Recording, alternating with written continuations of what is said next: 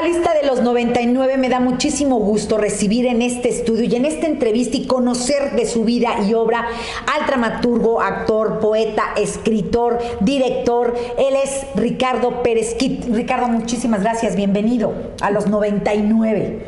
Qué placer, mucho gusto estar en este programa. Es un privilegio, un honor. Oye, gracias por traernos tu obra, gracias por compartirnos tu vida, que esa es la idea principal, y que seas tú quien nos diga quién es Ricardo Pérez Kit.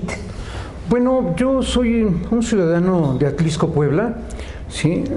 Por la primera vez que llegué a Atlisco, la ciudad de las flores, fue junto con la vida, hace 63 años.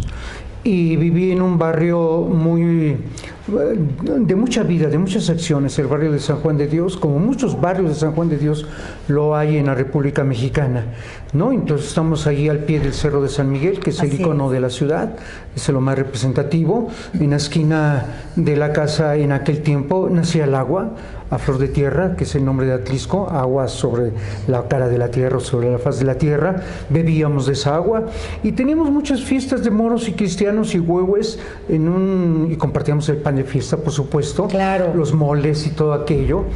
Es decir, viví en una etapa bastante maravillosa en donde todos los días Atlisco era una fiesta. Así es, ¿no? Entonces, creo que esto me llevó en algún momento determinado a escribir aquello, ¿no? No solamente, digamos, la descripción del gusto por la vida o el jolgorio de la vida o el pan de fiesta, como te digo, sino también lo traumático que es la vida misma, ¿no?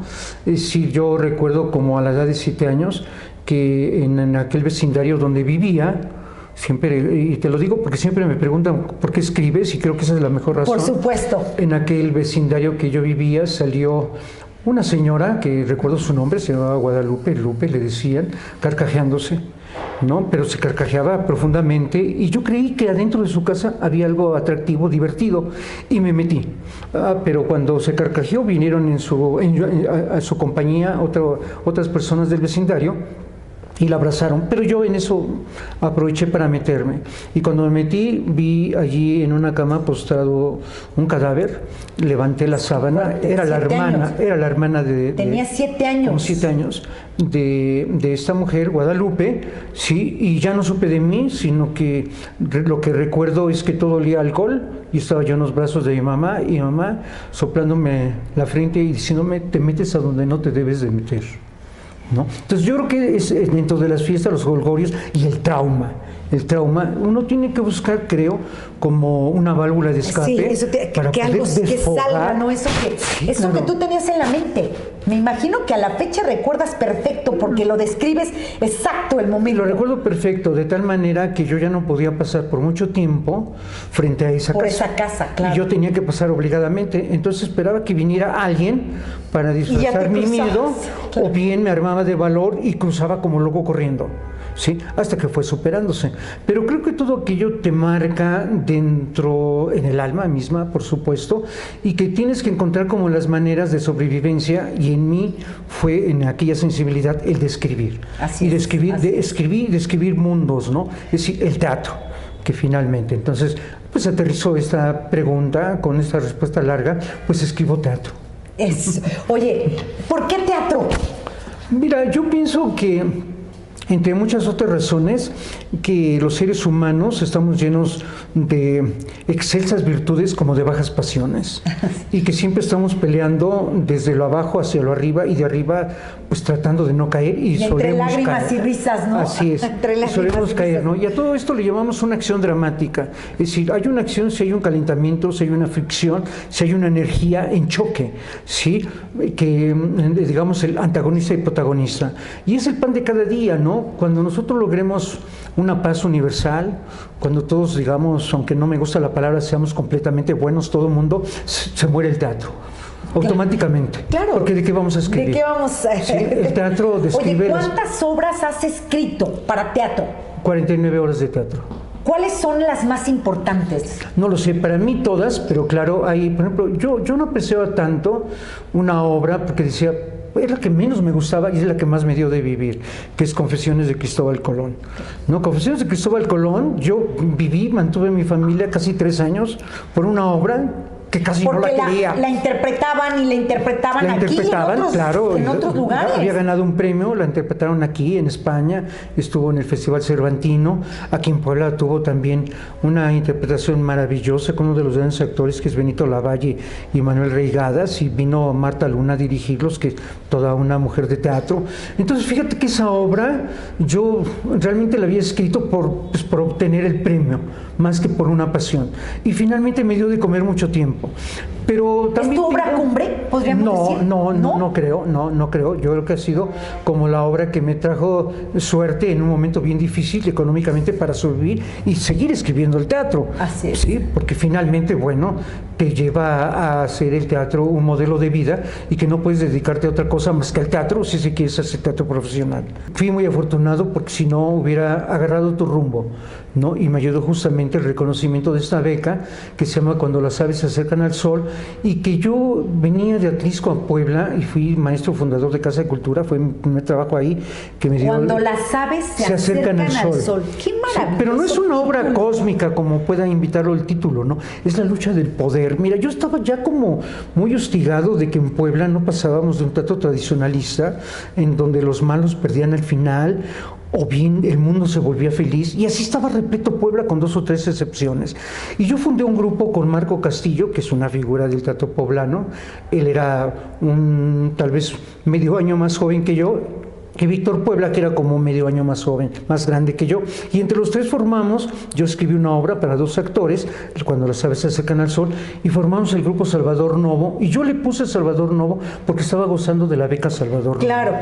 ¿No? Y entonces hicimos una obra que se llama Cuando las aves se acercan al sol, que es una obra completamente política. Yo pienso que no pasa de moda. La lucha constante del poder, ¿sí? El trono de la mentira en boca de todo el mundo, incluyendo, por supuesto, quienes dirigen el planeta, ¿sí? Y entonces aquello fue como, digamos, un parteaguas en el teatro poblano, que tuvimos mucha censura, mucha crítica en los 70, que no teníamos tanta libertad de expresión. Con esta yo tuve la beca justo para estudiar en Londres teatro. ¿Estuviste en Londres? Estuve en Londres 2 años. 2 años estuviste en estudiando teatro en la Royal Academy, que es la mejor escuela. ¿Tenías cuántos años? 18 en ese momento. ¿Y con 18. esta beca te fuiste? Así es, con el dinero de el dinero de don Salvador Novo, que acababa de morir. El gran escritor mexicano dejó toda su fortuna, porque no tenía hijos, para jóvenes escritores. Oye, ¿cuántas obras escribiste? 49. 49 a la fecha. ¿Libros también? No, debo tener como 60 libros. 60 libros, Sí, señores. Él es Ricardo Pérez Kit con nosotros, dramaturgo, escritor, poeta. Tienes un libro de por aquí, mira, me trajeron algunos. Gracias, Mino, que me trajo Entre la gloria y el infierno este libro. ¿Cuándo lo escribiste? Habla de teatro. Sí, Sí, ¿verdad? Mira, es Entre la teatro. gloria y el infierno, y tiene un balazo que dice 5 siglos del teatro en Puebla. Estamos hablando en el libro una investigación que hice con el Centro de Investigación Teatral Rodolfo Sigli, que pertenece a Bellas Artes, el CITRU. Hizo una investigación del teatro desde la llegada de los jesuitas, que fundaron la Benemérita Universidad Autónoma de Puebla, hasta nuestra fecha, ¿no? Entonces voy recorriendo capítulo a capítulo los tiempos, y es maravilloso, ¿no? Porque tenemos aquí un gran personaje que es el padre Palafox y Mendoza, claro, que pues es una de las figuras más importantes en la historia de Puebla, aunque español él, dejó su vida, se partió la vida aquí en Puebla, sí. Terminó de construir la catedral, que tenía 100 años de que no la terminaban. Él la terminó, con una mano en la cintura la terminó, hizo los bellísimos edificios de San Pedro y San Pablo, y entonces propuso el teatro jesuita de una manera tremenda. Pero después se le fue el poder de las manos y el teatro se puso sobre él, y él escribió una censura maravillosa sobre el teatro, en donde, a manera de una epístola, donde prohíbe el teatro, dice, entre otras cosas, por ejemplo, el teatro es el tribunal del demonio, o el teatro es el cebo de la sensualidad. Yo digo, eso luego de ser un detrimento, es cierto. ¿Sí? El teatro es un tribunal del demonio. Claro. Por supuesto. Claro. ¿No? Es decir, el teatro... Se pueden decir muchas cosas. Claro, en el teatro, mira, en la vida, cuando tú cometes un delito, pues te enfrentas a un juez, a la ley, a un juez, y si eres inocente, bueno, pues no vas a cárcel, y si no, purgas en la cárcel. Fíjate que la religión es algo muy parecido. ¿no? Es decir, en la religión tú vas, por ejemplo, a un oficio de misa, hablo del teatro jesuita, del teatro, vas a un oficio y hay un sacerdote, en el teatro hubo un sacerdote. Claro. Hablo del teatro como religión, no como espectáculo. ¿De dónde nace el teatro? Nace de una religión griega que era el universo. ¿Sí? Hay un foro, que este es el altar. Sí, hay un tileme, que es este comparativo que estás haciendo hay un sermón, sí, que es en el teatro, la diagnórisis, que es el reconocimiento de la culpa.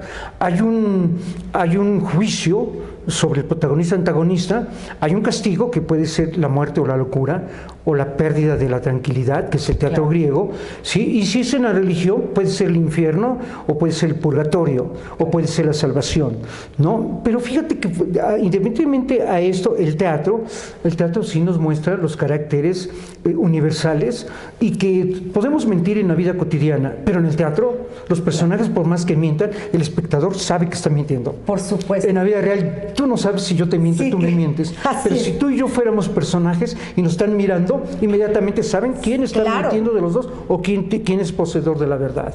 ¿Cómo sientes en este momento el teatro? En este momento que estamos viviendo. Fíjate que es un momento muy interesante. Yo creo que dije una respuesta muy lapidaria, que me entrevistó un periódico y me decían que cómo veía yo el teatro, justo lo que me estás preguntando, y yo decía, el teatro ha muerto. Y tal vez exageré, por eso digo lo lapidario, sí, y luego aclaré y dije, el teatro ha muerto, al menos como se conocía antes de COVID. Claro. Claro. Porque ahora con COVID el teatro se ha vuelto Zoom, se ha vuelto holograma, se ha vuelto una emoción, como todas las cosas que se han vuelto, todo se ha vuelto virtual. No sé dónde está la virtud, pero se ha vuelto virtual, ¿no? Y entonces, ¿cómo poder transmitir en vivo? Digo, porque ese es uno de los méritos del teatro, que el cine tiene lo suyo, la televisión tiene lo suyo, pero el teatro tiene que ser un elemento vivo. El espectador tiene que estar frente a... Tenemos que estar en un teatro, tenemos que disfrutar el teatro en el teatro. Justamente, ¿no? Pero fíjate que después de esa entrevista, yo mismo reaccioné, que dije que fui muy severo y dije que yo había nacido en el teatro cuando ya existía la luz eléctrica. Y para mí, tener la luz eléctrica en el teatro es fundamental. Claro. Es muy atrevido no tener una luz eléctrica en el escenario, un rojo, un azul, un frío, claro, un efecto. Micrófonos.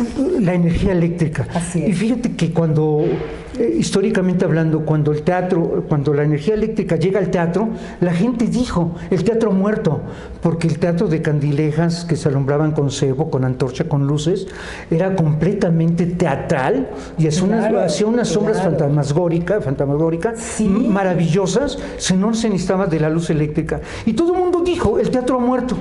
Nos están revelando la verdad, se ve el truco. Sí, claro. Y a partir de la energía eléctrica, el teatro tuvo 3 técnicas, ¿sí? Y entonces son épocas que ha vivido el teatro. Nace Stanislavski, por supuesto Grotowski, estos grandes maestros teóricos del teatro universal, y nos empezamos a dar cuenta que la energía eléctrica es vital para el teatro. Y yo creo que en el futuro, los jóvenes que ahora están haciendo teatro, pueden descubrir poco a poco que el Zoom puede ser un elemento, ¿sí?, que puede alimentar el teatro y que lo siga conservando vivo, porque eso es lo importante. El teatro tiene que ser una llama viva, ardiendo, vivo, frente a tus ojos. Oye, ¿cuál sería el legado más importante de Ricardo Pérez Kid a la sociedad? Fíjate que yo casi no pienso en esto, a mí me da por trabajar y hago mi trabajo, pero al paso del tiempo, a veces yo cuando comparo otra gente, digamos, que me ha molestado en la vida, sí, también hago mis comparaciones para quienes me han ayudado, pero cuando hay gente que me ha molestado en la vida por destruirme, yo digo entre mí, pues si yo he dado luz. He dado cosas, he compartido. Los libros, ¿no? 60 libros, 49 horas. Y con eso quedo conforme. Es decir, finalmente dentro de mí habita una llama blanca que he compartido. Claro. Lo que ha venido a mi cabeza he compartido, sí, y he juzgado el defecto humano para que lo podamos ver. ¿Cómo te gustaría ser recordado? No sé, yo cuando digo eso en el libro de poesía. ¿En cuál? En el de poesía. En el libro de poesía, mire, voy agarrando para que los vean todos. Mira, yo escribí aquí mi epitafio. A ver. Y dice, es muy breve, dice, aquí yace de yacer. Okay. Aquí yace, lo repito, aquí yace, antes no sabía. Es decir, estoy jugando con el yacer y el desconocimiento. Para nosotros hoy tenerte aquí es de verdad un honor. Gracias, el honor es mío, la verdad. Esta ventana para poder comunicarme con tu gente, con quien nos ve, con quien nos escucha y compartir parte de la vida. Hablar de ti hoy aquí en este micrófono y que se quede esta entrevista para nosotros de verdad es un placer. No, ¿Qué significa para ti? Para nosotros ya te dije qué es, pero para ti, ¿qué significa formar parte de esta lista de los 90? No, pues para mí es un honor, es un privilegio. No, porque además es un número completamente mítico, doble vez 9, ¿sí? Sí. Y estar al lado de gente que yo estimo, quiero, no conozco a toda, pero que admiro, sobre todo, ¿no? Entonces es un privilegio, pues dejar un testimonio, una pequeña huella, que fíjate que cuando pasan los años, de pronto alguien, una persona rara, extraña, inesperada, descubre una revista, un libro y vuelves a renacer. Claro. ¿No? Claro. Y sirve de estímulo, porque es un testimonio. Sirve de estímulo para otras generaciones y retoman el hilo de la historia, retoman el hilo de la vida y siempre es como dejar una huella, una publicación. Entonces para mí es a veces pienso que a medida que pasa el tiempo digo, pues tal vez sean como el tercer acto de mi vida, porque cada vez veo más reconocimientos. Yo digo, hombre, te ves muy bien. Hay Ricardo para muchos. Viene la caída libre, digo, ¿no? Pues la caída libre es cuando estás arriba, pues tienes que caer. ¿Qué te faltaría por hacer? O sea, ¿qué quieres hacer? Sí, yo siempre estoy pensando en qué quiero seguir haciendo, ¿no? Mira, yo he detenido ahorita un viaje a Israel por el COVID y justo cuando empezaron a levantar restricciones, Israel no está admitiendo la entrada a los mexicanos. Me falta conocer Israel, conozco muchas partes del mundo, pero quiero ir a este lugar completamente histórico, cristiano, de historia cristiana y de historia universal también, y de allí tomarme un autobús y pararme frente a las pirámides de Egipto, que es muy cerquita de Israel a Egipto.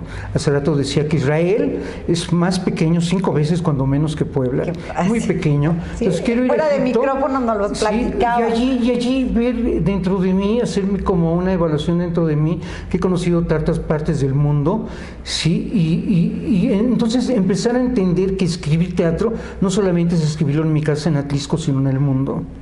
¿No? Contemplar las pirámides, te imagino perfecto, ¿sabes? Pues además habla Ricardo y tienes esa magia o sea, veo aquí lo que me estás diciendo, ¿sabes? O sea, te veo perfecto enfrente de las yo cuando escribo una obra de teatro, de verdad, veo los personajes en el escenario, estoy aquí fríamente escribiendo pues con quiero la mano decirte que o en la tienes computadora, esta magia, y, o sea, veo, que no y, veo que, y veo que si está, siempre hago algo a mi favor y digo, está el teatro lleno, y buenos actores, y lo que estoy escribiendo aquí lo estoy mirando cada ahí está en mi escenario y prende una luz y cambia la otra luz, yo lo veo así, lo visualizo. Oye, ¿te gusta leer a alguien en especial, algún escritor? Claro, en el teatro a Joe Orton.